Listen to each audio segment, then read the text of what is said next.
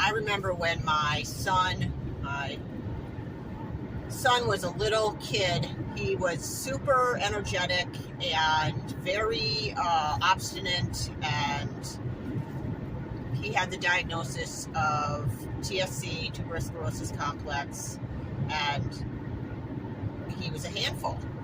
And there was a lot of days that almost every day I'd get called into the school to pick him up early because they couldn't manage him. And this was before I realized that it really was against the law for them to do that.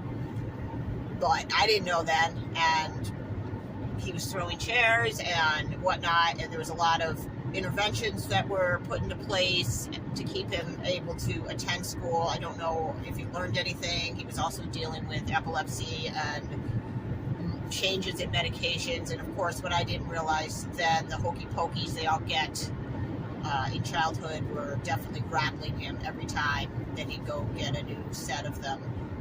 There'd be another behavioral aspect that would come out, and it was just madness, I think. And then I see other parents having the same problem with their kids, where they're called into the school to pick up their kids, and their kids are labeled as behaviorally, explosive, or they have obstinate, some disorder, or ADHD. My son was freaking put on psych meds at age 5 for anxiety, because that's what you do with these rare diseases, and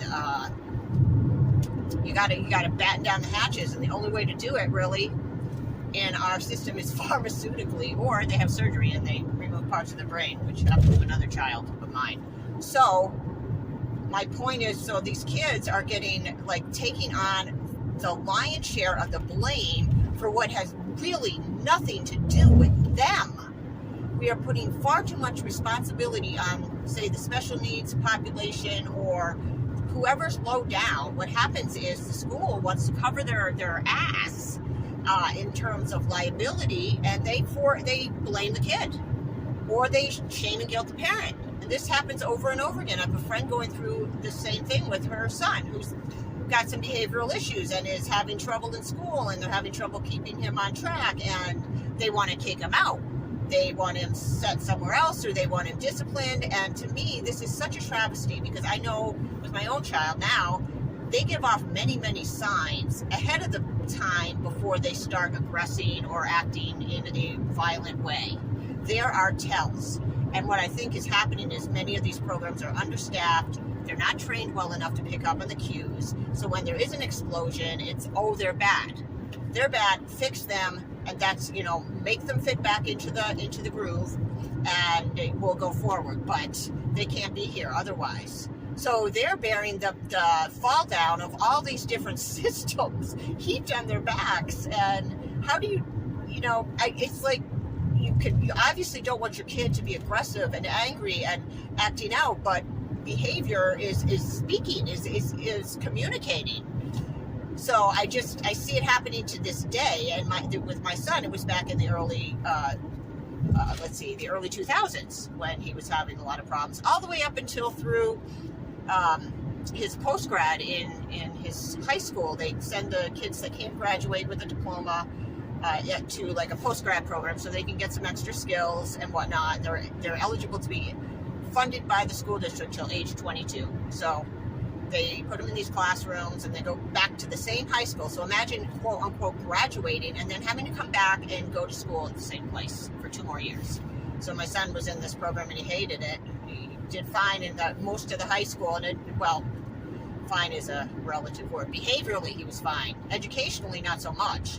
But managing his behavior has always been what we've been focused on, and the education fell down quite a bit. But one time, I got called, this was 2019, I don't even remember. It was fairly recently. Actually, it was during COVID. And my son had an outburst in class and yelled at the entire class, and very physically, pounding, and I don't think he went at anybody, but he might have threatened to. So that's a big thing. So they have the cop in there, and I go down to the school. They've got the psychiatrist. I walk into these rooms, And it's almost like they want to shame anybody besides themselves. And it's not even their fault. The system is just so oriented on all this data and not focusing on the human, like the medical system in a lot of ways. We've outsourced everything, and they're checking their graphs, and they're checking their boxes, and they're doing the IPs on paper, and they're barely even looking at you or your kid. And it's all, they wanted to send my son for the long-term psychiatric treatment. They sent him right down to the EMH, emergency mental health room, to be evaluated. And boy, did I get that IEP faxed over to that EMH, and I was down there, and by the grace of God, the nurse immediately released him, kind of saw the whole dynamic, and I took him home. But it was quite an ordeal, and he carries that to this day, that shame and guilt that he felt over that situation when there were so many other variables at play, so many pieces of it he was not responsible for. And I just see this as infuriating as a parent, as a human, watching your kid go through that, and for him. So I wanted to just kind of bring that up, and just the anger and frustration that we go through as we walk through our daily lives. I think we need to be authentic with that. I don't think we need to suppress the anger, the righteous anger that we have about these things, and override it to blend into the system.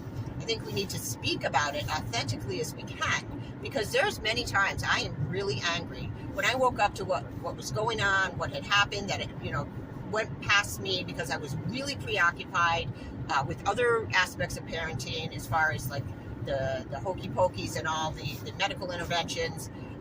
It's pretty horrifying to know that these things happen that definitely did not help your children and set them back. And and they're on lots of pharmaceuticals, and it's just really infuriating when you're aware of it.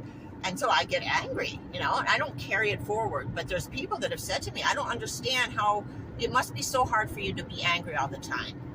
And I thought to myself, oh man, that's how they see me. And I thought, wow, I guess I am.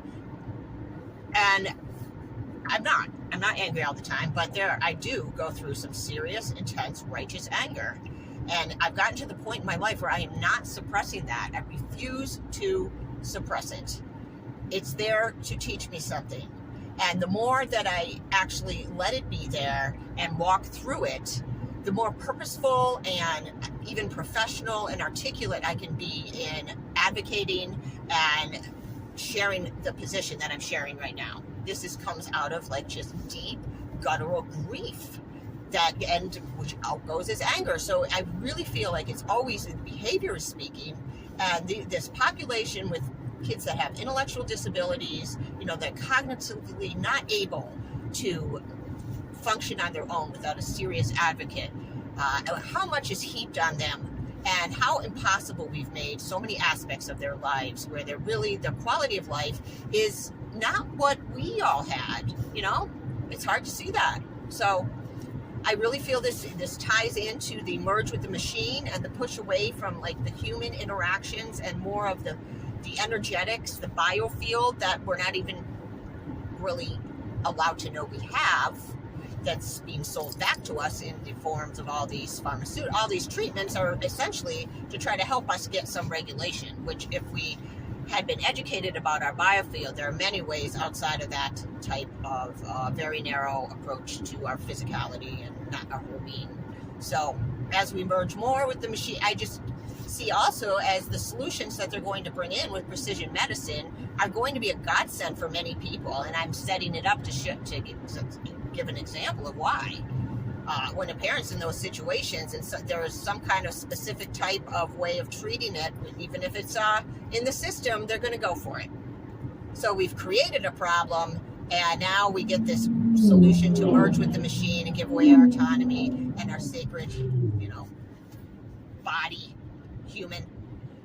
And because it's too much, we're too much. We've made too much of a mess. It's almost like they push it all back downflow on the human, when it's far more variables and a very dark motive away from who we are and what we're, the potential that we have.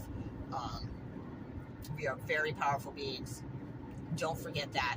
If you're a parent, if you're a human out there listening, just sharing a little glimpses from my life, things that I think might be helpful to other people that I wish I had known. I wish I had known that it's okay to be angry and to examine that and use it purposefully and to express what you think is happening, because a lot of times you see it and you push it down. And it's really important advocating in this realm to allow all the feelings to come through us and learn from them, because again, we are so much more than just